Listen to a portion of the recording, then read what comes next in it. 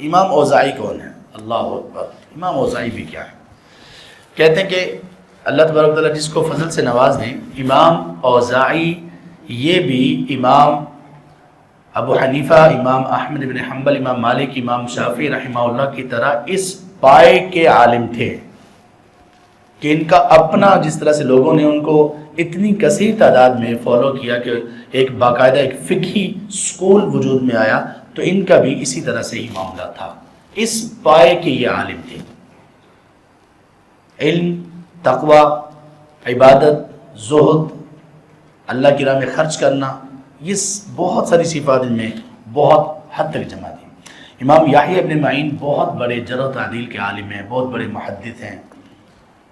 وہ کہتے ہیں العلماء اربعۃ، علماء تو بھائی چار ہی ہیں۔ کون سے؟ الثوری و ابو حنیفہ و مالک و الاوزاعی، کہ امام سفیان الثوری، امام ابو حنیفہ اور امام مالک اور امام اوزاعی، کیونکہ اسی دور کے ہیں، پھر بعد میں باقی ائمہ بعد میں آئے، تو کہتے ہیں امام یہ ہیں۔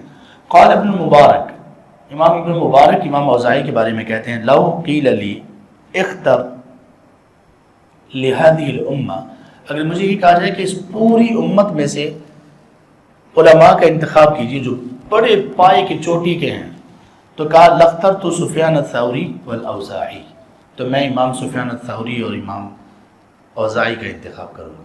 اور اگر مجھے یہ کہا جائے کہ ان دونوں میں سے کسی ایک کا انتخاب کرو، تو میں امام اوزاعی کو پہلے نمبر پر رکھوں گا، اس لیے کہ وہ دونوں میں سے زیادہ نرم تھے۔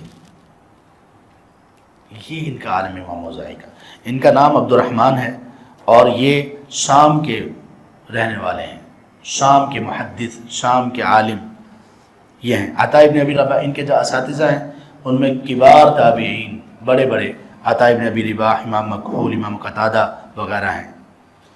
اور ان کے اساتذہ میں امام زہری بھی ہیں، امام سفیان الثوری بھی ہیں اساتذہ میں سے، لیکن انہی دونوں استادوں نے ان امام اوزاعی سے روایت بھی بیان کی ہے، یعنی ان کے شاگرد بھی ہیں۔ استاذ اپنے شاگرد سے روایت بیان کر رہا ہے، یعنی استاذ اپنے شاگردوں سے بھی سیکھ رہے ہیں۔ اسی طرح ان کے شاگردوں میں امام مالک ابن انس، امام عبداللہ بن مبارک جیسے بڑے بڑے لوگ ان کے اس میں ہیں۔ ان کی عبادات، ان کا تقوی کیسا تھا، کچھ مثالیں ان کے بارے میں سنیے۔ اللہ اکبر، اللہ تبارک و تعالیٰ ہمیں بھی یہ تقوی نصیب کر دیں۔ یہ ان کی ہمیشہ یہ روٹین تھی کہ فجر کی نماز پڑھنے کے بعد سورج نکلنے تک یہ ہمیشہ اذکار کیا کرتے تھے، کبھی مسجد میں کبھی اپنے گھر پر۔ امام ابن کثیر رحمہ اللہ البدایہ میں نقل کرتے ہیں دخلت امرأۃ علی امرأتی الاوزاعی، ایک خاتون امام اوزاعی رحمہ اللہ کی بیوی کے پاس ان کے گھر میں آئیں تو انہوں نے دیکھا کہ مصلی چٹائی پڑی ہوئی ہے اور وہ بھیگی ہوئی ہے، تو انہوں نے پوچھا کہ غالباً بالا علیہ الولد، بچے نے پیشاب کر دیا ہوگا اس پر۔ انہوں نے کہا نہیں، یہ اوزاعی کے آنسوؤں کی وجہ سے تر ہوا ہے، جو سجدے میں وہ گراتے ہیں، اور وہ روزانہ صبح جب کرتے ہیں تو اسی طرح سے یہ مصلی بھیگا ہوا ہوتا ہے اس وقت۔ اور یہ کون سی نماز کا وقت ہے؟ اشراق وغیرہ کی نماز، بیٹھے پڑھتے رہتے، اذکار وغیرہ کرتے رہتے اور پھر نماز پڑھتے۔ یا ممکن ہے کہ وہ تہجد کی نماز اور وہ جو نوافل ہیں ان میں ہوں۔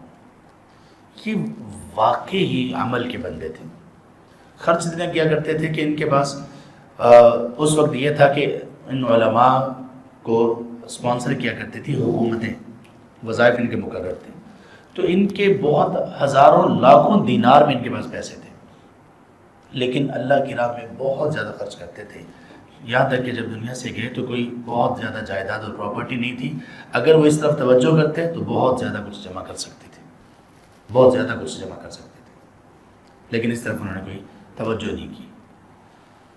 پھر علم اللہ تعالیٰ نے کتنا دیا، یہاں تک کہ ایک مرتبہ کہتے ہیں کہ پہلی مرتبہ شام سے جب یہ گئے جنگ یمامہ ایک جگہ پر، وہاں پر وہ گئے تو وہاں ان کو نماز پڑھتے دیکھے امام یحییٰ ابن کثیر نے، بہت بڑے امام ہیں، تو انہوں نے کہا کہ اتنی بہترین اور پیاری نماز پڑھ رہے ہیں، ایسی نماز تو عمر بن عبدالعزیز پڑھا کرتے تھے۔ اور عمر بن عبدالعزیز کون ہیں؟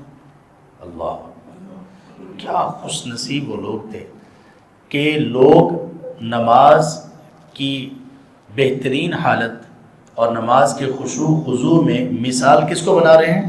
حکمران کو، بادشاہ کو جو گزر چکے، عمر بن عبدالعزیز، کہا اس نوجوان کی نماز، یہ جو امام اوزاعی ہیں ان کی نماز ان کی طرح لگ رہی ہے۔ پھر یحییٰ ابن کثیر نے ان سے کہا کہ آپ مدینہ میں جاؤ، وہاں پر ابن سیرین سے کچھ حاصل کر لو، امام حسن بصری سے کچھ حاصل کر لو۔ پھر یہ گئے اور امام حسن بصری کی وفات سے 2 مہینے پہلے ان سے ملا، ان سے کچھ شاید سیکھا، اور ابن سیرین رحمہ اللہ وہ آخری دنوں میں تھے، کچھ دن کے بعد فوت ہو گئے۔ اور یہ ان ائمہ میں سے تھے جو کلمہ حق بھی بیان کرتے تھے اور بڑے اچھے انداز میں کہا کرتے تھے، کلمہ حق کہا کرتے تھے، لیکن کب، کیسے؟ سنت کے مطابق ان کے پاس جا کر، ان کے مجلس میں حاضر ہو کر، اور بڑی سیدھی صاف باتیں کیا کرتے تھے۔